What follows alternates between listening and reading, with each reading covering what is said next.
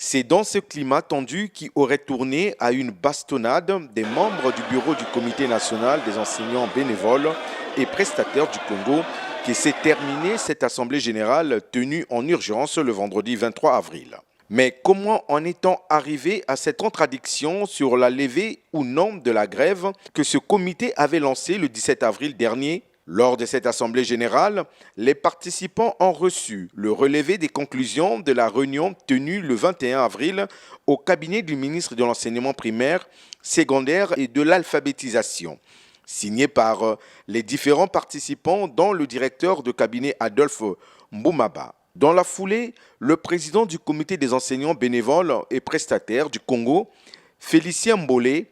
qui avait pris part à cette réunion au cabinet avec quelques délégués, s'est félicité des conclusions de la dite réunion dont les points saillants ont été la poursuite du recensement de cette catégorie d'enseignants, la garantie d'inscrire dans le prochain statut de la fonction publique un alinéa autorisant le recrutement des prestataires et bénévoles ayant plus de 45 ans.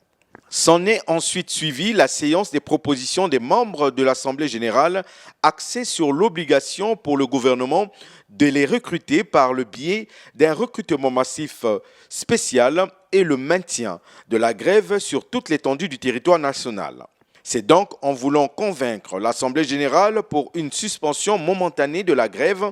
que tout est parti en vrille dans une indignation totale de l'Assemblée générale farouchement opposée à une suspension, moins encore à une levée de grève qu'ils considèrent comme leur seul moyen de pression face à la tutelle. Pour l'intérêt des uns et des autres, la sérénité et l'union sacrée devraient très rapidement regagner les cœurs et les esprits de ces enseignants qui forment les élites congolaises sans une contrepartie adéquate de la part de l'État.